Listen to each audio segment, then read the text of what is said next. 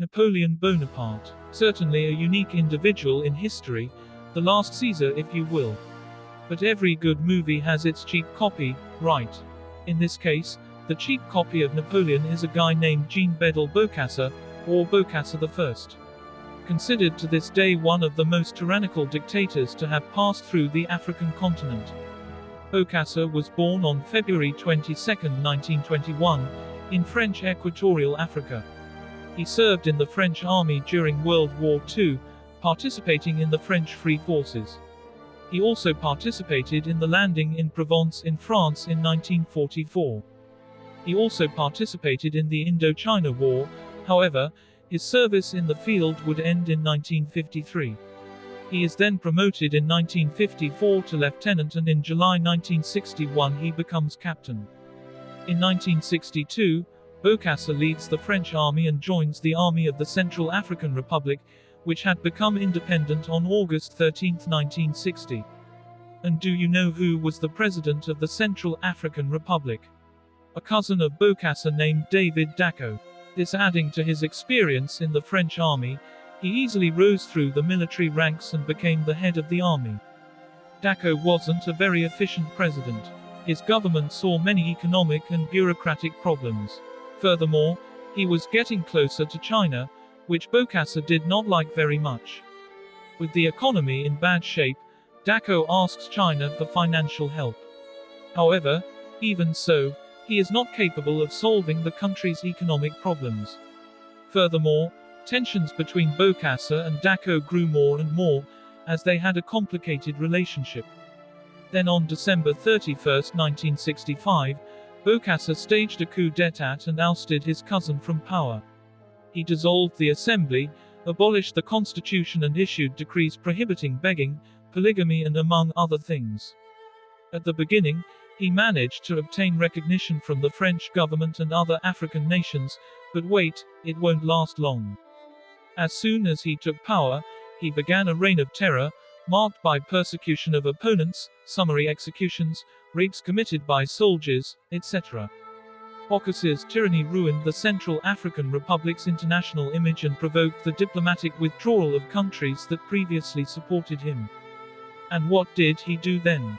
He declared himself emperor, and spent a third of the money from the state coffers for his coronation. To give you an idea, the coronation cost more than $20 million, and his crown cost about $5 million. Then the Central African Empire was born, which lasted from 1976 to 1979. Although in theory the empire was a constitutional monarchy, Bokassa reigned in an authoritarian manner, practically being an absolute monarch. He invited other leaders to his coronation, however, none attended and they still made fun of him, calling him crazy.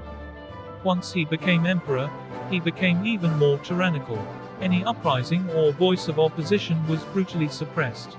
Even as Bokassa slightly improved the country's economic situation and modernized public services, his reign was marked by bloodshed. One of the most striking episodes of Bokassa's tyranny was when he had young students arrested for simply refusing to buy school uniforms. It is reported that he personally witnessed the execution of 100 of these students. The bloodshed was so big that Bokassa was rumored to be committing cannibalism behind the scenes, but this was never confirmed. Not to mention internal problems such as corruption and economic difficulties caused by mismanagement of money. Meanwhile, internationally the Central African Empire was increasingly diplomatically isolated. Bokassa's regime was seen as tyrannical and despotic, and Bokassa as a mad dictator who had resolved to crown himself emperor. Then, on December 21, 1979, France intervened in Central Africa, with the intention of return the power to former President David Dacko and depose Bokassa. The operation was a success, and so ends the Central African Empire and Bokassa's reign of terror. And what happened to Bokassa?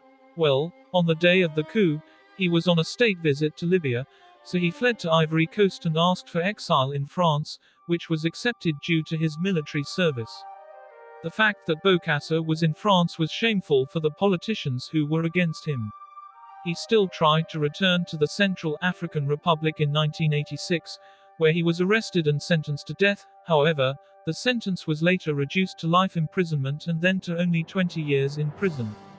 He was then released in 1993, when was declared general amnesty for all prisoners, so he spent the end of his days in the Central African Republic, and then he proclaimed himself the 13th apostle of Jesus and claimed he knew Pope John Paul II. Yeah, he never changes.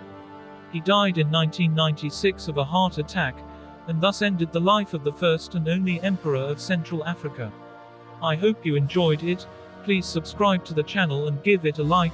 Goodbye and see you next time.